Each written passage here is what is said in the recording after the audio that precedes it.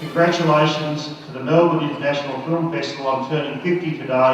It now gives me enormous pleasure to declare open the 50th Melbourne International Film Festival. Thank you. It's incredibly important to Melburnians, there's no doubt about it. I mean, it's great for Melbourne. It's fantastic. It's great that it's got to 50 years. It's now the largest film festival in Australia, with a staggering 140,000 people who attended last year's film festival. That's an outstanding outcome for this event. When you realise the volume of people that come to this festival and the sort of support, the sort of commitment that people here have and have had over the course of the years, is quite extraordinary. It's really become such a central part of film in Melbourne. It just allows you to look beyond Australia. It allows you to look beyond your own narrow window. I guess seeing films from other places certainly were very important to me. When I saw the Lamoureux picture, a picture called Crème Blanc, which opened the Melbourne Film Festival, I think in '55, I remember thinking, why the hell can't we make a picture like that? And it's 50 years since the first Melbourne Film Festival was held at Olinda in 1952. Congratulations on turning 50.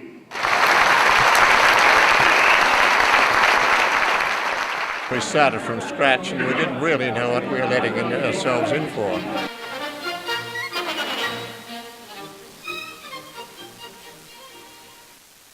Well, here we are at the quite exciting first night of the Olinda Film Festival, which will last 3.5 days and is actually the first Australian-wide film festival of its kind ever held. We spent an absolutely marvellous weekend at Olinda, very inspiring. And it was a very friendly occasion, lovely. We felt that we had the resources to go and do it ourselves, and we did. I think this must be a great night for the honorary organisers. Over in the corner I can see Frank Nichols, President of the Organising Committee, talking with Mr Shefferley and Mr Bailin, both hard-working voluntary members of the committee. We were very lucky that the team that we assembled was an extremely active one, and before we knew what we were doing, we decided that it'd be a good idea not to just have a convention of film buffs, but to get together a bunch of films, as many as we could, and show them.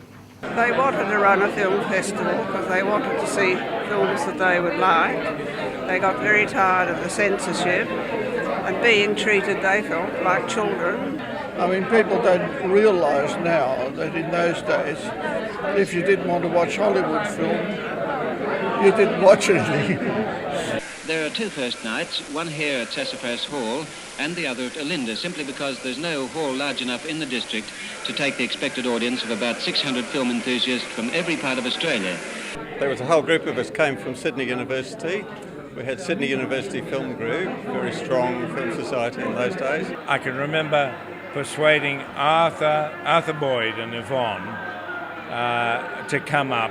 I had kids and they had kids, and we all went up in their old 1929 Dodge. But the crowd itself is quite different. Just across from me is a group of girls in slacks, a young fellow in shorts and open-necked shirt. There's an elderly silver-haired woman looking as though she's off to the opera, a businessman in black suit and white shirt, plenty of sports clothes. And altogether, it's a very representative crowd with one thing in common, interest in films. You know, movies were pretty big in the early 50s for young people. So, you know, I heard about this thing that was going on, so we made a group and went. Olinda was a tourist destination in the Dandenongs, not awfully far from Melbourne, and there was lots of accommodation, we thought, there. We, at that stage, had in mind that maybe we'd have about 100 people, and we scurried round and put reservations on guest houses. In the end, we had about nearly 800. It was a bit overwhelming. The accommodation was very tight. We sneaked into the school and we got flags out of cupboards and spread them on the floor and tried to make ourselves comfortable. Nearly 400 of these people are residents. You can't get a bed for love or money in the district, but the other 200 have travelled up from Melbourne about 25 miles away. There was no accommodation, and so anyway, we eventually were accommodated in a church hall. not a very comfortable way of spending the evening. An air of excitement and well-known film critics and writers, as well as newspapermen and photographers. But it was an inspiring sort of a situation with so many people there. There were just people everywhere. It was wonderful. One of the problems that we encountered, we didn't quite really realise what was happening. Because we had so many people, we attracted the attention of ASIO. It happened that one of our members, a very active member, was the Realist Film Society, and it had an extremely dynamic director, Ken Collicott. However, in the event, I think ASIO must have been pretty disappointed. You didn't have to be a raging communist. You just wanted to make sure that what had happened in the war years wasn't going to happen again. People worked like beavers. The army provided telephones and things. We had the State Film Centre. We had a real rally round. It slotted into place. People were running up and down the road and they were grabbing meals around the place as they ran from one venue to another. And there was all that buzz, buzz, buzz.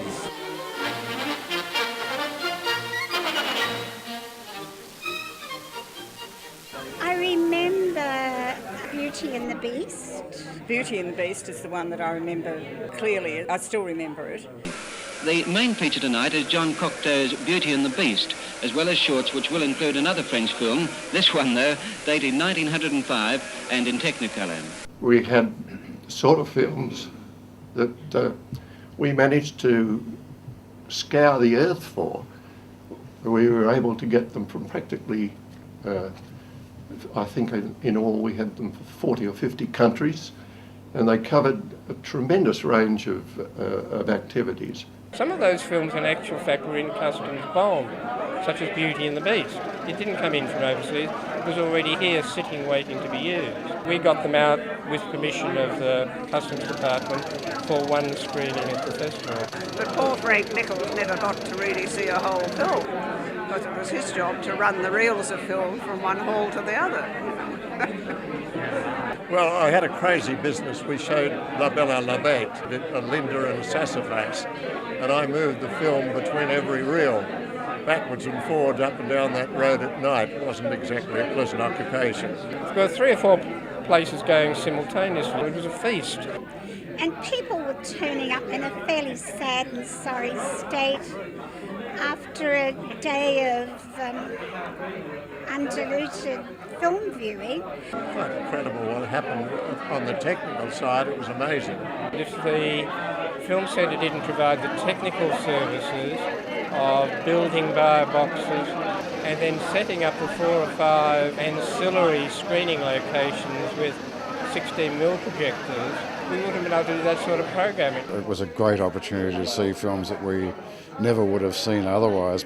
Australia was one of the most screen-mad countries in the world. They had one cinema seat for every 7 of the population, but all of them were dominated by Hollywood and by the block booking system. If you weren't in a film society, you missed what was happening in Europe, what was happening in Asia. But I remember there being an O'Flaherty film, which was, I think, something about Louisiana Story. The Robert Flaherty film, which was already legendary by 1952, and we were able to see Louisiana Story. I do remember sort of seeing some of those shorts, the short films, lying on a blanket, you know, outdoors, and really thinking they were quite boring. I had a deep hatred of documentary, if you want the truth, and I hated the fact that in Australia all we were doing in those days was docos. A very unfortunate situation for Australian filmmaking too, because Australia had quite a proud record of making films, and then this was actually turned off by the block booking system. One of the films which won a special award for a documentary feature was Mike and Stephanie, made for the Department of Immigration. Mike was a prisoner. Moshe. Duck.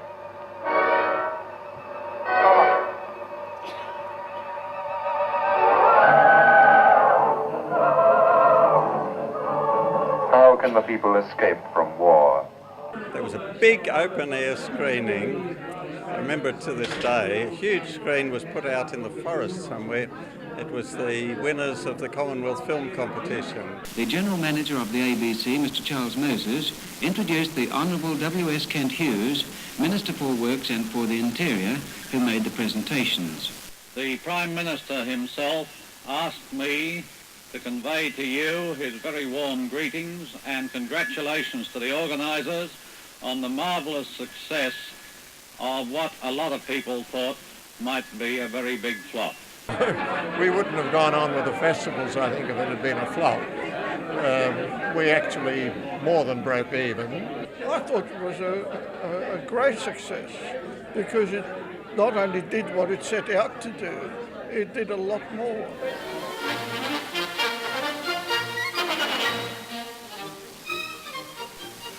I think the organisers have done a marvellous job, and I hope that this festival is merely the forerunner of many future successful festivals of this nature.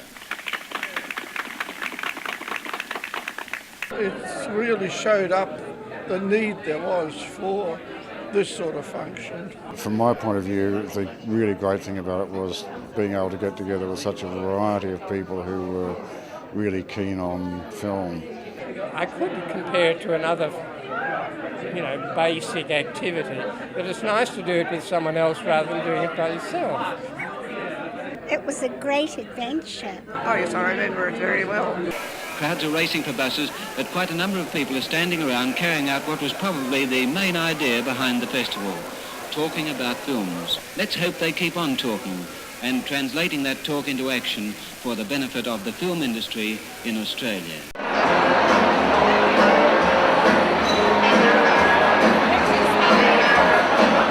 Getting to know more about the festival and its trajectory over 5 decades, the personalities and films that have enlivened and contributed to its growth and success, has underlined the sense of spirit that the festival has in this city. Other festivals have prizes because they're for films that are produced in the country, whereas the Melbourne Film Festival is really a festival of festivals. It was recognised by FIEP as one of the international festivals, so it is important. I think the film festival has done great things for Australian film. I think it helps us all feel more confident about the future. It does help make people more aware of what's going on in cinema and the force that cinema can have. I certainly enjoy that, looking in the program and knowing this is my one opportunity to see some extraordinary, daring and interesting filmmaking. It inspired people all over the place. And now it's just booming and everyone seems absolutely delighted, and it's become a really important part of debate and viewing and gathering. People like myself are very grateful to the people who put the hard work in the early days, organising things like the first festivals here. And clearly, at the end of that, we could say that the Melbourne Film Festival was a goer. Well, it was, and it's still going, but I think you will agree that there were never quite one like Olinda.